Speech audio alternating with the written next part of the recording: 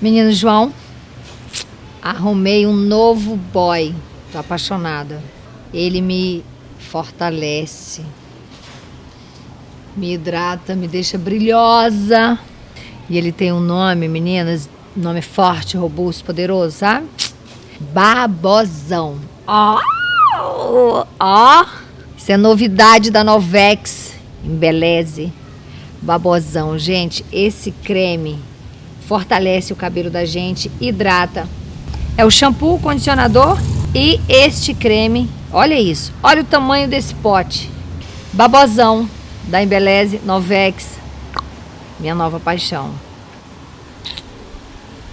Meus amores, o meu convidado de hoje tem sido um dos mais pedidos por vocês. E aí veio o grande desafio, que vocês me botam, um delicioso desafio.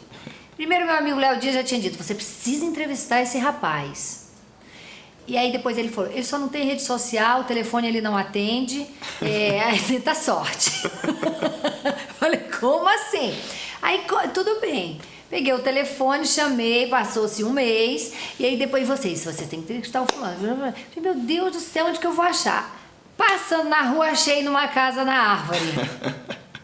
Eu não vou dizer a idade dele, porque ele é um menino prodígio, ele deve ter 17 anos e meio, é menor de idade. Ele é um gênio, é um crânio, ele entende tudo de política. E é radialista, apresentador. E que agora vamos ter um papo. Não tive tempo porque... eu preciso contar também, é uma cabeça diferente essa. E preciso contar para vocês que é o seguinte, eu estava entrevistando um outro convidado, o telefone chama e fala, olha, é o Caio Coppola. Eu falei, quem? Parei tudo no meio da... Caio, pelo amor de Deus, não sai daí, que eu tô indo aí agora. E aí, cá estamos, não tive tempo de estudar o Caio, mas vamos ver se eu estou à altura do Caio para ter uma conversa basicamente sobre política, que é o plot maior do Caio, né? Onde o Caio se tornou esse fenômeno da internet, do rádio, apresentando o Morning Show na Jovem Pan. Antônia, é um prazer. Obrigada. Viu? Obrigado, queria agradecer aí também os seguidores que solicitaram a minha presença. Sim, muitos. Deixar um abraço também para o Léo, né, nosso amigo em comum. Léo, exatamente. Caio, para começar, essa contradição de assim, especialista em marketing digital, mas não tem rede social. A famosa casa de ferreiro, espeto de pau. Espeto de pau, exatamente. É muito louco. Talvez por entender do assunto, a gente tenha muito contato com o lado negativo desse hype todo da rede social. Eu como bom observador, eu noto as pessoas perdendo um tempo gigantesco e precioso, deixando de vivenciar muitas experiências e, de certa forma, até ficando um pouco dependentes, um pouco escravas da...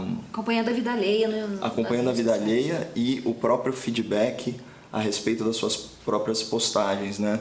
Então, esse é um mundo aí de autoafirmação que é muito perigoso. O que eu vou fazer agora? Quantos seguidores eu vou ganhar e quantos likes eu vou ter nessa postagem? Exatamente. E assim, eu acho que quando você é uma pessoa pública também, você escolhe aí os seus campos de batalha, né? Sim. Por hora, eu tô muito confortável aí na rádio, no YouTube...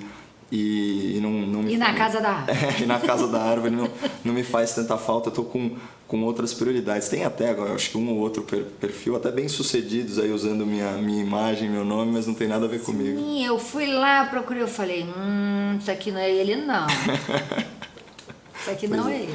Pois é. Você não quis, se formou em direito, profissão, nunca exerci. Nunca exerci. É um curso maravilhoso, ele te torna um generalista. Quando você faz direito, eu brinco que é como se você soubesse jogar com o regulamento debaixo do braço.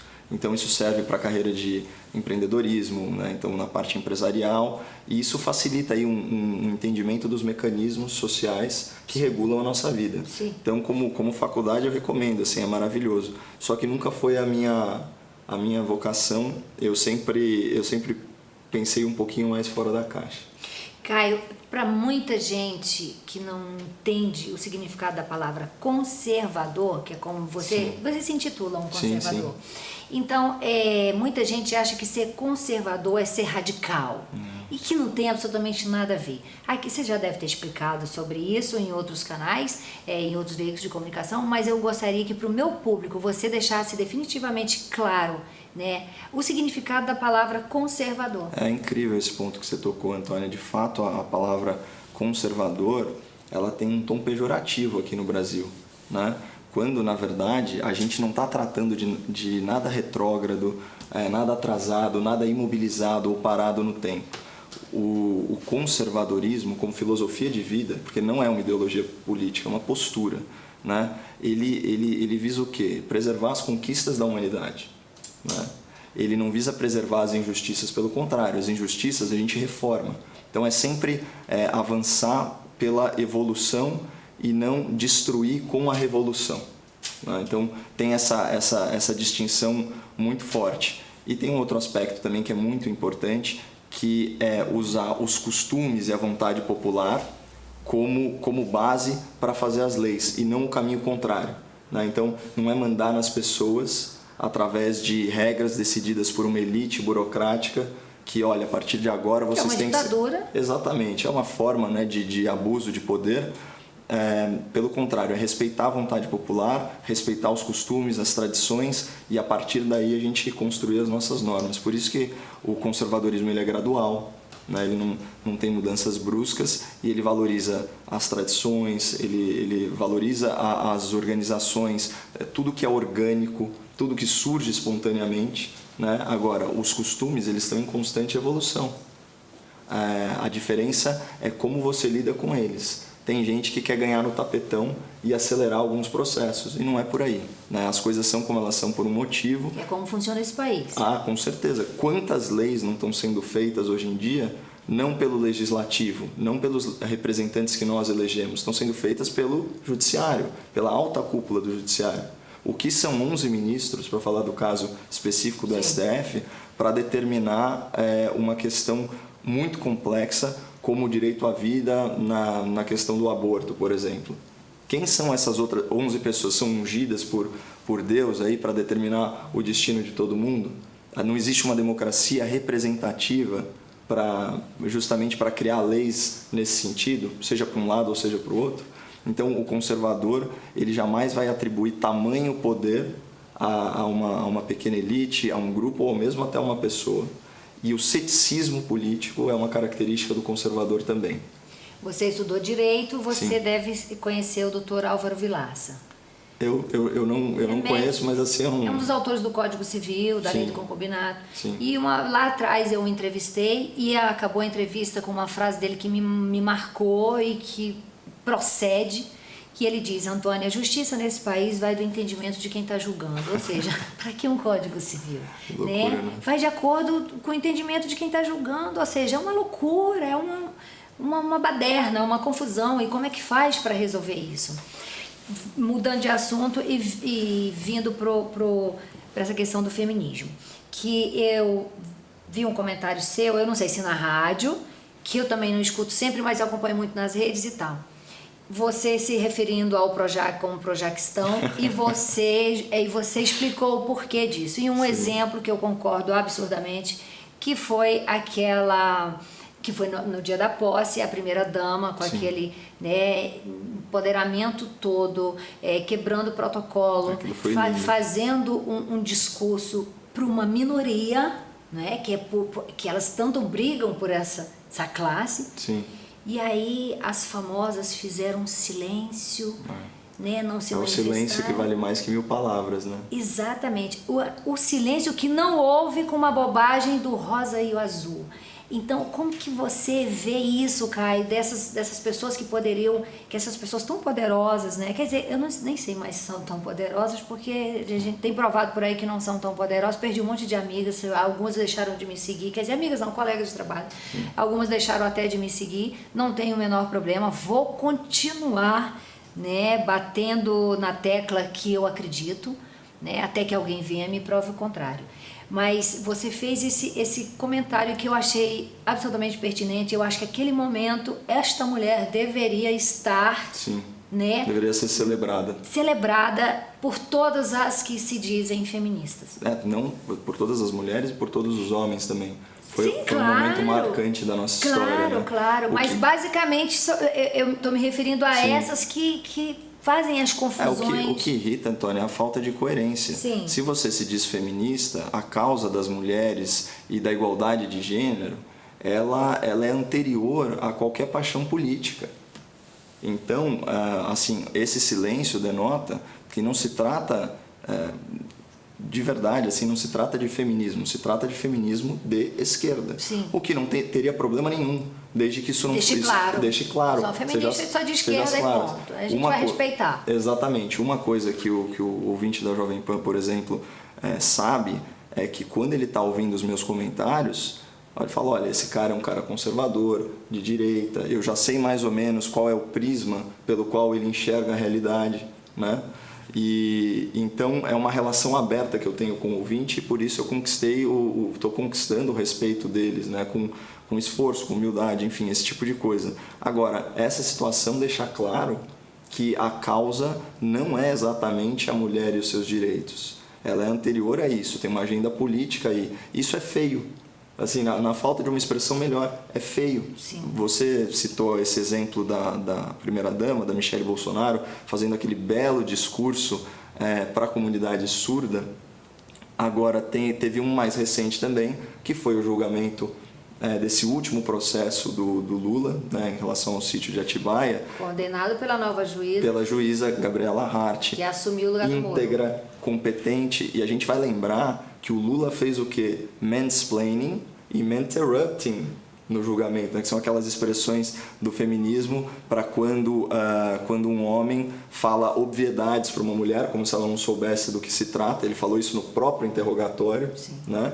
E quando um homem, se prevalecendo aí da sua força física, fica interrompendo o discurso da mulher também. Sim. Isso aconteceu. Não é maravilhoso a gente ver uma juíza que, por meritocracia, por concurso público, está ocupando uma posição que é super concorrida, ela se impor a um homem que já foi o mais poderoso do Brasil. Sim. Isso é maravilhoso. Como que isso não é celebrado? Silêncio. Silêncio também, o silêncio de 1000 palavras, o silêncio eloquente. E aí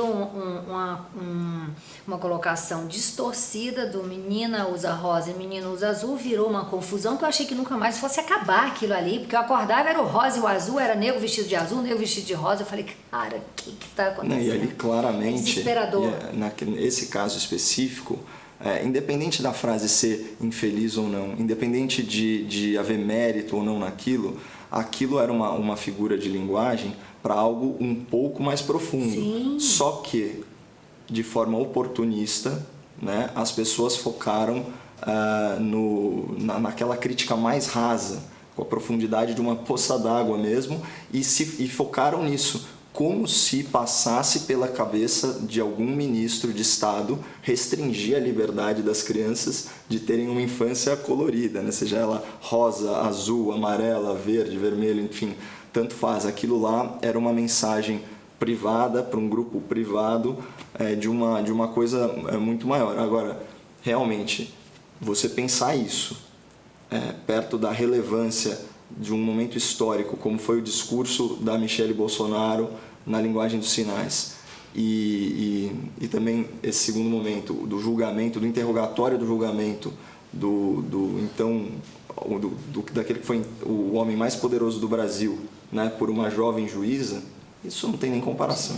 Vários exemplos. A pessoa que estava pilotando o helicóptero, que ninguém sabia quem era lá em Brumadinho, resgatando os primeiros corpos, e ali em cima da lama, um negócio que tinha que ser alguém que sabia muito o que estava fazendo, era uma mulher. Pois é. Entendeu? Aí eu já venho e falo, meu Deus, eu sou sua fã, porque você me representa, você representa as mulheres que querem trabalhar, que é a essência do feminismo, que é a gente conquistar o espaço da gente, a gente querer ganhar a mesma coisa que o homem ganha e por aí vai. Não vi ninguém falando parabéns. Exatamente. Né? Parabéns por essa força, por essa ousadia, por essa coragem de estar aí no meio dessa. Porque qualquer coisa errada poderia ali acontecer uma tragédia. E já antecipa um silêncio que haverá.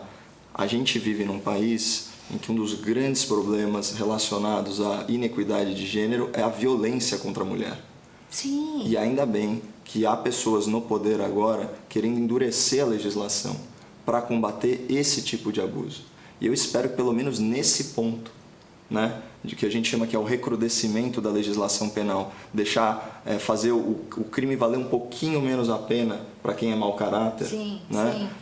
Eu espero que pelo menos nesse ponto haja uma mobilização suprapartidária. Deveria ser apartidária, mas que seja suprapartidária, além dos partidos, para a gente proteger mais, para a gente dar mais mecanismos de afastamento desses maus elementos que não sabem respeitar as mulheres, que se prevalecem da sua força física para subjugar mulheres, para que eles fiquem afastados da sociedade mais tempo. Exatamente. Eu espero não ouvir o silêncio delas tão frequentemente. Que também é o seguinte, eu acho que entristece a gente, ver pessoas, né, pessoas com poderes nas redes sociais, pessoas conhecidas que podem somar para uma coisa muito maior. O feminismo não pode ser seletivo. Exatamente, não fazer. Isso chateia a gente, mas também já está sendo provado que não é uma força tão gigante esse silêncio também, né? Que faz um barulhão, né? Exatamente, exatamente. Agora, assim, continuando falando dessa hipocrisia do feminismo, que eu acho que eu também vi você comentando sobre isso, e que assim, eu tenho pavor das pessoas citadas, que foram não pavor da iraniana lá, que na verdade acho que ela nem é iraniana, mas eu acho que ela é radicada. Ela é iraniana austríaca. Austríaca, exatamente, Mina Hadi. Ela veio procurar Dilma, foi ignorada, procurou Maria do Rosário, pavor, foi ignorada, e Manuela Haddad, que foi em nome do Senhor Jesus Cristo, né? Então, assim, foram ignoradas. E elas se dizem, né, essa última citada é a bandeira do feminismo, né? Sim. A pessoa que estava na época do PT que defendia isso aí, esse feminismo hipócrita. E a mulher não foi atendida por ninguém, não foi recebida por ninguém, que, pra gente relembrar aqui, para quem não sabe o que a gente está falando, a Mina Hadi é uma ativista que veio aqui para pedir força, pedir apoio para essas feministas poderosas, não é? Contra o apedrejamento de mulheres e tal. E foi mal, que nem foi recebida, né? Ela não foi recebida pela presidência, ela não foi recebida pela presidente da Comissão de Direitos Humanos na Câmara Federal, que à época era Manuela Dávila. Ela teve um breve encontro só para tirar uma foto e conversar com Maria do... Que defende bandido. Exatamente, que defende os apedrejadores. Uma daquelas que é contra a redução da maioridade penal, por exemplo, para casos de estupro. Então, na cabeça da Maria do Rosário, um jovem de 16, 17 anos que estupra uma menina... Ele não sabe o que está fazendo. Não sabe o que está fazendo. Não tem discernimento para entender que a vontade dele tem que ser freada moralmente, né? Então, não faz o menor sentido. O caso da Mina Hadi é emblemático, porque o que ela queria era muito simples. Era uma declaração oficial do governo contra a prática do apedrejamento de mulheres no Irã e em outros países. Era simples assim. Só que naquela época havia uma grande tensão entre Irã e Estados Unidos e o então assessor especial para relações exteriores, que era o Marco Aurélio Garcia, que era aquele cara asqueroso que quando o avião da TAM caiu aqui em São Paulo, fez esse gesto obsceno. Quando descobriu a causa do acidente... Essa criatura morreu, não morreu? Sim, já tá... Já foi pro inferno. Exatamente, está lá queimando. Não, é verdade, não tem outra explicação. Pode ir pro céu, pessoal dele. Não, de jeito nenhum. E aí o que acontece? Nessa reunião ele fala, olha, é o seguinte, o Irã é uma pièce de resistência, vamos dizer assim, é uma força de resistência contra os interesses imperialistas americanos. Sabe aquela ideologia antiga, atrasada? Então, você colocar esse tipo de política acima dos direitos humanos mais básicos da mulher, imagina, apedrejamento, o que é isso? Então, esse relativismo da esquerda é chocante. A gente vê isso também no caso, por exemplo, de crianças indígenas, né, do infanticídio. Imagina o Estado brasileiro corroborar, aceitar isso, permitir isso. Isso daí é um absurdo. A gente não precisa aceitar nos outros comportamentos que a gente não tolera em nós mesmos, sabe? Então, assim, existe sim um sarrafo moral e a gente tem que parar de sofrer essa culpa, vamos dizer assim, essa culpa cristã e aceitar de uma vez por todas que a nossa sociedade ocidental, fundada nos valores judaico-cristãos, é sim moralmente superior. Claro, porque a gente passou por um processo de evolução, e lógico, tem muito ainda para avançar, mas de respeito às liberdades individuais, né, representação da vontade popular com a democracia, esse tipo de coisa, dos direitos humanos, a nossa civilização avançou muito. Você terminar uma vida por uma questão de deficiência e tal, havendo outra possibilidade, é inaceitável. Sim. Então a gente não é obrigado, mas é uma cultura milenar e tal, então que essa cultura evolua, que ela seja superada, jamais com patrocínio estatal. Caio, você concorda que a internet elegeu o nosso presidente da República, Sim, né? Sim. E essa internet, ela está empoderando todo tipo de gente. Quem tem discernimento para usar essa arma e quem não tem. Sim. Na tua cabeça, o que você acha que vai acontecer? Porque está acontecendo, estão acontecendo verdadeiras atrocidades por conta disso, dessa arma que qualquer um pode usar. Então está empoderando. Qualquer pessoa pode entrar e falar, você é vadia, você é vagabunda, você é gay, você é isso, você é assado.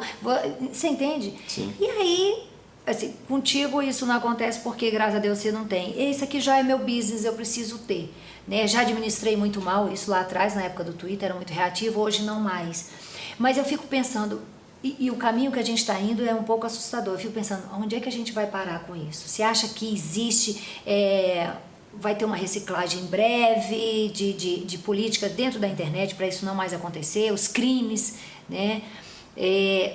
Ou então a coisa vai degringolar de vez, porque todo mundo passa fome, mas compra Sim. um negócio desse aqui. E com esse negócio aqui ele chega no Papa, se quiser. Como é que é isso? Isso me assusta um pouco. Eu concordo com o seu diagnóstico. Tem muita desinformação sendo veiculada. Agora a gente tem que resistir bravamente à tentação de recorrer ao Estado, ao Leviatã, a esse monstro opressor que é o governo, que é o Estado, para regular esse tipo de situação. Você pode me chamar de ingênuo, mas eu acho que eventualmente a verdade prevalece. Pode doer, pode demorar, mas ela emerge. Então, o Lincoln, o presidente americano, falava isso. É impossível você enganar todos o tempo todo. Não dá. Então, justamente, os defeitos da liberdade, a gente combate com mais excesso de liberdade. Isso no âmbito da liberdade de expressão. Existem democracias mais maduras que a nossa, em que até a veiculação de ofensas é permitida. Havia um teórico, o John Milton, na Inglaterra, ele defendia inclusive que ideias ruins fossem difundidas, a permissão para que ideias ruins fossem difundidas, como é o caso, imagina, aqui no Brasil a gente tem um partido com representação no Congresso Nacional que se chama Partido Comunista do Brasil. Isso é a negação da democracia. Comunismo não é democracia, socialismo não é democracia, e a gente aceita isso. Sim. São ideias ruins sendo difundidas com aval democrático. Agora, como que se corrige isso? Proibindo a existência dessas ideias, desses ideólogos, desses políticos? Não, pelo contrário, com mais liberdade ainda, para que a gente possa combater. Existe o senso de justiça, é uma força muito poderosa da psicologia humana, sabe? Eventualmente, outras pessoas, diante de narrativas falaciosas, hoje em dia sou eu que estou tendo essa oportunidade, esse privilégio, na verdade, de ter um microfone na mão e poder desconstruir algumas coisas que eu vejo que são muito erradas. Mas, assim como eu, tem milhares ainda não descobertos, tem milhares atuando em outras frentes, e essas pessoas, diante da injustiça, elas vão se manifestar. Tem gente muito boa na humanidade, no final das contas existe o bom e o mal dentro de cada um de nós, então assim, eu não acho que é um cenário de fim do mundo, pelo contrário. Tudo bem, você quer veicular a sua mentira, quanto mais alto o coqueiro, maior o tomo do coco. Sim. Se você mentir demais, você vai ser desmascarado também. Né? Então, uma coisa legal é que não existe mais o monopólio da informação. Antes, a informação era uma via de mão única, era da grande mídia pro E a gente consumidor. recebia aquilo do jeito que eles mandavam. Mas essa pulverização ainda me preocupa, porque, por exemplo, qualquer pessoa que tem acesso a esse aparelho aqui, que tem um pouquinho de massa cefálica, vai lá e cria uma fake news, que é uma bomba atômica, capaz pode pegar, é capaz de assustar as pessoas, e transformar num cenário caótico em questões de segundo, né? Muito rápido. É muito rápido. Então, isso me preocupa, isso me assusta. Falando de Jovem Pan, o clima de animosidade, vamos dizer assim, volta e meia permeia por ali entre você, Edgar, às vezes Fefito entra ali para, né, numa temos ali o protagonista, o antagonista, e vem o Fefito, né, vamos dizer assim, eu não estou achando a palavra aqui, onde o Fefito entra, mas eu sempre vejo que, o pouco que eu vejo, é que o Fefito sempre vem para reforçar o time do Edgar. Você em algum momento se sente ali completamente desprotegido, porque eu vi essa discussão que envolvia o Jean Williams, no dia que eu vi o Edgar foi contundente ali ao discordar de você e rolou uma discussão. Como é que fica isso no final do programa? Zera tudo, vocês ficam de boa? Rola sempre aquela animosidade? Eu fazia um programa na FM no dia e chegou uma hora que eu comecei a divergir muito com o Dedé Galvão. Hoje o Dedé é meu amigo, mas porque eu parei de trabalhar com ele, senão eu acho que não seria. E o Léo há dias adorava ver o circo pegando fogo, então ele botava fogo no circo. O programa era um sucesso, mas eu falei, não quero mais ficar brigando e tal. E hoje o Dedé é um grande amigo. Como é que é lá na rádio? É um desafio, né, fazer essa separação entre o profissional e o emocional, né, como você bem colocou. Tem um psicólogo clínico canadense, que é um cara brilhante, chamado Jordan Peterson, e ele começou a se debruçar sobre uma questão interessante. Na Guerra Fria, você tinha duas grandes potências com uma possibilidade de autodestruição mútua. E aí ele pensou o seguinte: como que uma política de identidade pode ser tão relevante para a psique humana a ponto de um lado aceitar a sua própria aniquilação só para defender que as suas ideias são superiores à do outro lado? Olha que questão interessante. E ele chegou à conclusão de que é muito importante a questão de denominadores comuns entre a sociedade, porque elas geram previsibilidade. Então você se sente mais confortável, você tem uma sensação de pertencimento maior se você já sabe o que esperar da outra pessoa. Numa democracia, né, você tem opiniões muito divergentes e você se sente naturalmente mais confortável quando você está entre os seus pares do ponto de vista ideológico, de ideário político, essas coisas. Então, quando a gente vai para um embate político, por que é uma coisa mais acalorada? Porque, no fundo, a gente está questionando a nossa própria identidade. Por isso que a política é esse fla-flu, por isso que inflama e por isso que dá um certo mal-estar falar disso. Agora, o Morning Show é um grande exemplo de democracia, porque você tem lá uma pluralidade de ideias, a gente, com raríssimas exceções, consegue manter o nível do debate altíssimo, de forma cortês, de forma cordial. A gente indiretamente dá o exemplo, porque todo dia lá, de forma profissional, a gente aparece no dia seguinte. Sim. Né? E nesse caso específico que você mencionou, quando teve uma discussão mais inflamada, no final do programa, eu conversei com o Edgar, dei um abraço nele, porque no final das contas a gente sabe que isso é muito pequeno perto do que realmente importa na vida. Sim. Eu não sei exatamente o que realmente importa na vida, mas certamente não é uma discussão política, muito menos um cara que nem o João Willis. Sim. Isso eu sei, ele sabe, mas o que estava em jogo lá era alguma coisa um pouco maior. Então, ter esse contato com a teoria do Jordan Peterson facilita um pouco o meu entendimento e a minha empatia com o outro lado. O mais importante é justamente tentar fazer esse descolamento, não levar as coisas para o lado pessoal, né? E se esforçar para ser persuasivo. A minha ideia lá no Morning Show com os ouvintes não é lacrar, não é imitar, não é sequer ter razão. É estimular o debate de ideias. E uma coisa, às vezes eu gosto de enxergar a verdade como se ela fosse um objeto tridimensional. Quando você olha ela de diferentes ângulos, você consegue ter uma ideia melhor do que é aquilo. Né? Sim. E eu procuro oferecer uma foto de um ângulo inusitado. eu gosto de pensar dessa forma. Então a gente vai tocando o barco assim. Eu fui desde o começo, não só na equipe do Morning Show, mas em toda a Rádio Jovem Pan, eu fui muito bem recebido. Né? Assim, é uma empresa hospitaleira, então eu sinceramente não tenho do que reclamar. Que bom. Caio, tá namorando? Não, tô solteiro. Mas porque não sobra tempo, ele estuda tanto, gente, ele lê tanto, que não sobra tempo para namorar. Será que é isso? Será que é essa a causa? Ou será que é assim, falta pessoas que falem a sua língua? Será? Não, acho que tem um monte de gente legal no mundo, é que é muito difícil. Você vê, né, nos relacionamentos, os relacionamentos que dão certo, os astros precisam se alinhar, né? Sim. 1000 coisas precisam acontecer e eu acho que o principal fator é timing. É aquela cena maravilhosa do filme Match Point, sabe? Que a bola fica para que lado que a bola vai cair, né? Aquele grande mistério. Eu namorei 2 vezes na vida só.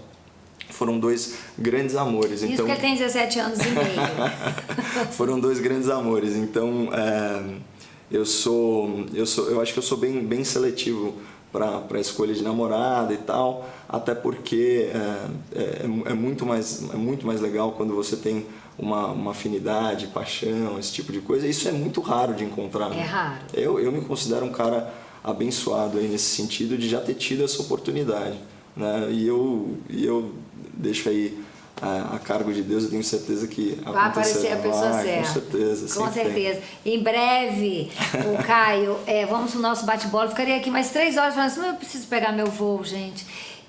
Um medo. Eu tenho medo de envergonhar os meus pais. Ai, que bonito isso. Um arrependimento, tem? De ter estudado pouco. Caio, Porque, você estudado pouco? Sim, quanto mais eu tenho que pesquisar, mais eu descubro que eu não sei nada. Que eu não sei nada. Eu tô nada. com medo. Eu não posso nem. O que eu falo perto do Caio? Se ele tá com medo, se ele tem um arrependimento de ter estudado pouco, eu não sei nem o que te dizer. Porque a gente perde tanto tempo, a gente falou das redes sociais, a gente perde tanto tempo fazendo umas coisas que não tem nada a ver. É verdade. E a gente podia estar se enriquecendo de ideias e tal.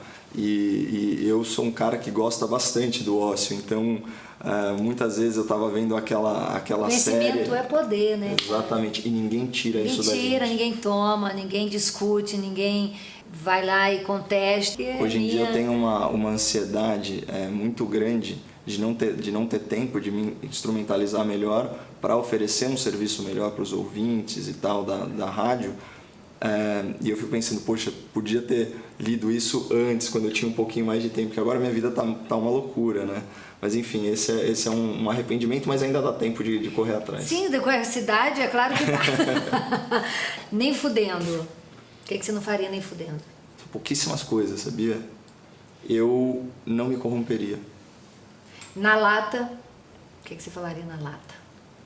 Eu não sei se eu me conteria diante de um grande mentiroso como um Fernando Haddad, um Jean Willis. Eu não sei se a minha calma habitual, se eu conseguiria mantê-la. Na lata, ele não tolera mentira, os mentirosos. Mentira como método, né? Sim, como acho que método. Mentir... Como carreira. Exatamente, mentir como carreira. Que tem muita gente aí. Você só citou 2 exemplos, Com certeza. mas tem muita gente. Com certeza. Olha, todo sucesso do mundo. Obrigado, tá? muito obrigado. Me chama pro seu aniversário de 18 anos. Gente, a gente pra tá brincando. Formatura, né? Pra formatura, a gente tá brincando disso, porque Caio fala, olha, eu sou visto como um garoto prodígio na Jovem Pan pela idade, porque ele realmente é muito jovem, esse crânio, esse entendedor de política e grandíssimo conhecimento geral, que é raríssimo e que eu tenho fé em Deus que as coisas vão melhorar nesse sentido da educação. Eu sou otimista também. Que as coisas vão melhorar nesse sentido da educação, que a gente vai resgatar isso aí, porque é a única arma que eu tenho certeza absoluta que com a educação tudo vai mudar, tudo. Então eu acho que a educação ela vem ali junto com praticamente o ar que você respira. Sim, né? Só para fechar então, já que você tocou nesse ponto, você vê, isso é uma das grandes injustiças no Brasil e um dos mecanismos de desigualdade. Eu fui abençoado, eu tive sorte de nascer numa família que me deu condições de estudar num colégio particular, de fazer aulas extracurriculares, né, de idiomas, por exemplo. Eu fiz até cursinho, né? Qual que foi o resultado disso? Eu consegui ingressar na universidade pública. Quem paga a universidade pública? No meu caso, o imposto do povo paulista, pelo seu ICMS. Sim. E isso é um imposto que atinge do mais pobre ao mais rico igualmente. Só que o mais pobre não tem a menor chance de entrar, né? Se você pegar os principais cursos da Universidade de São Paulo, por exemplo, de cada 4 alunos, 3 vieram de escolas particulares. A maioria deles teve acesso ao cursinho, sem contar os bolsistas. Então, assim, esse é só um dos grandes problemas estruturais da nossa educação. A gente tem que focar na educação básica, investir na educação básica para que as pessoas de fato tenham oportunidade de realizar o seu pleno potencial. Exatamente. Tem gente que admira quem tem poder. Gente, conhecimento é poder. Vai estudar, não tem condições, temos o Google, vamos usar o Google para o bem. Ao invés de ficar no Google vendo bobajaiada e vendo sobre a vida alheia e fomentando a intriga, a violência, né, tudo de ruim, o Google também tem lá o lado A, que é educação. Sobre qualquer coisa que você queira aprender, está lá o Google, já que você não tem condições de ingressar por enquanto numa faculdade, e por aí vai. Queria te agradecer imensamente. Eu que agradeço, Antônio, obrigado. Fazer parte aqui do nosso Na Lata. Espero que essa seja só a primeira conversa de várias, que de repente aqui daqui um ano a gente volte a se encontrar e falar: Caio, olha quanto que mudou, pois é, olha quanto que a gente não estava errado. E sim, deixar bem claro, gente, que uma coisa que eu já falei lá atrás, quando eu entrevistei o Bolsonaro, eu não sou de esquerda nem de direita, vamos dizer assim, eu sou do avante, entendeu? Eu sou de sair disso que a gente tá e parar com esta guerra, porque o que mais me entristece no momento, Caio, é ver que a pessoa, no caso o nosso presidente, está lá pedindo socorro. Olha, vamos comigo, o barco está afundando, vamos comigo. E as pessoas que estão dentro do barco, tem uma parte dela que está lutando para que o barco afunde, porque acha que vai afundar e elas não vão morrer, vai só quem está de direita morrer. Não, gente, pelo amor de Deus, isso me entristece. Mas me entristece mais ainda, Caio, porque não vem de pessoas ignorantes que não tiveram acesso à educação. E vem a maioria dos artistas, que são pessoas que tiveram acesso a tudo, são pessoas de uma sensibilidade absurda, que poderia ver mais à frente e que não tivesse os seus interesses voltados para o seu próprio umbigo, preocupado com o seu próprio salário, com a sua própria emissora e por aí vai. Isso tudo me entristece absurdamente. E muita gente vira para mim e fala assim: Antônia, isso é porque você não está na TV Globo? Não, gente, eu tenho portas abertas no canal que eu quiser. Eu nunca bati na porta da TV Globo para pedir emprego, assim como nunca bati na porta das outras. O pouco que eu passei por elas, eu fui chamada. E entro e saio até hoje pela porta da frente. É porque eu vim de um lugar onde as pessoas bebiam água barrenta. Eu vim de um lugar onde crianças, para estudar, elas andam em cima de um jegue quilômetros e quilômetros para chegar numa escola. Eu vim de um lugar onde as pessoas querem crescer. Então, eu sou aquilo que eu vivi. A gente é aquilo que a gente come. Eu sou o meu meio ambiente, então eu só tenho isso para passar para vocês. Não tem a ver com ser esquerda, com ser direita, com estar no canal X e no canal YZ.